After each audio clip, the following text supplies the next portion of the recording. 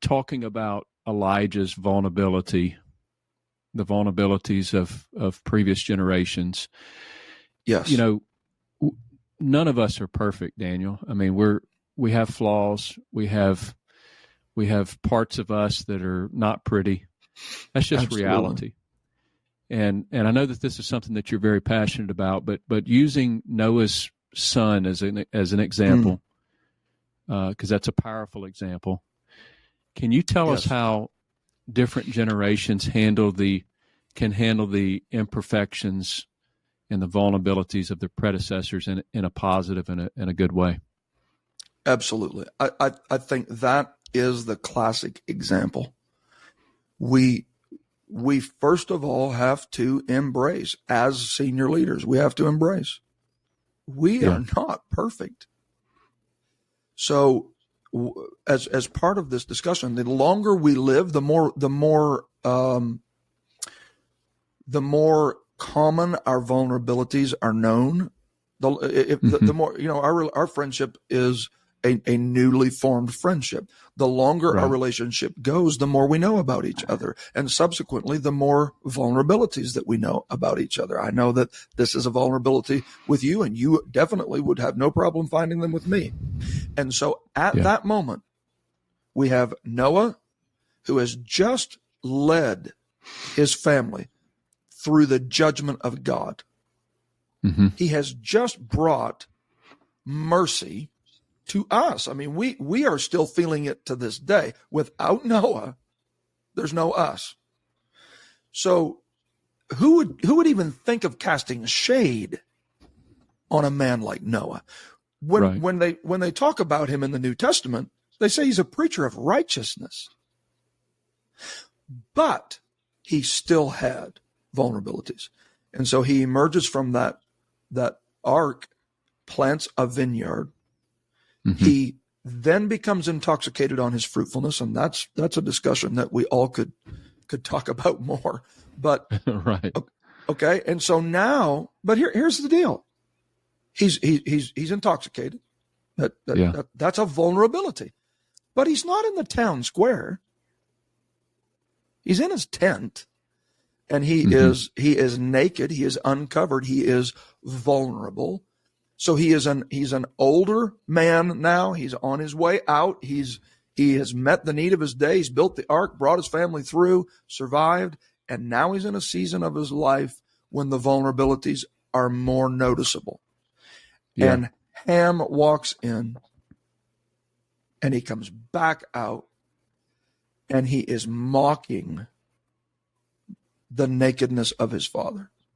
The two other boys back their way in, and they cover the nakedness of the previous generation.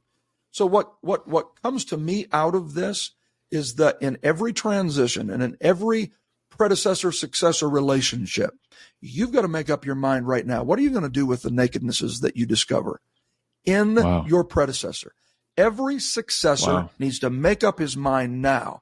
When I discover a vulnerability in the predecessor, I am not going to exploit it. Because you will find them. You'll find them. You'll find them. They're there. Yeah. And so we have a culture. I was about to mention culture. We're in a cancel culture. That's it. And so, how can we navigate celebrating the successes of those previous generations while still acknowledging, hey, my dad or my predecessor is human. Right. And so I want to be clear on this. Covering it is not covering sin. Yeah. We're not talking covering sin. We're talking covering vulnerabilities, weaknesses. Yeah. And so the farther we get away from Winston Churchill, the easier it is to pick them apart. And so the idea that someone is going to accuse, and this is not original with me, the accusation that comes from this cancel culture is, Winston Churchill was a racist. Excuse me? I can't advocate for everything that he said, but I definitely seen what he did to step in and stop the Nazi war machine from trying to exterminate a race. Racist? Let's celebrate what he did. My celebration of his successes is not my embracing of his failures, nor condoning of everything that he did.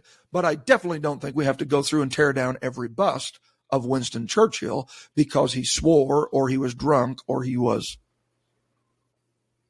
Yeah. And so it becomes incumbent upon the leaders of the next generation to settle in their mind, what are we going to do with the nakedness and the drunkenness of previous generations, with those vulnerabilities? And here's why it's important. If you trace the down line of the generation that says, let's exploit the vulnerabilities of our predecessor, they are Canaanites. They are the ones that only get to stay in the promised land until those that are qualified to be there show up, and then they're drove out. The ones that get to possess the promised land are those that backed in and covered with respect the vulnerabilities of their father. Wow. They are the ones that get to move in and enjoy the land flowing with milk and honey. So you really have to decide, who do I want my downline to be? And that determines how I handle my upline. And then we're back to, we're not just trying to get it from one generation to the other. Right there. We're trying to get it at least 4 generations deep, which is what Paul was after. So essentially what you're saying is, and we're going to wrap up here, but essentially what you're saying is that our future leadership, even to multi-generations in the future, is heavily dependent on how we honor legacies and deal with the imperfections of our predecessors. That's powerful.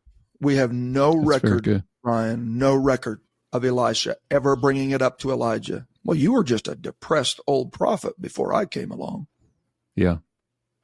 That's you know what it says he was? He was a prophet to the prophet.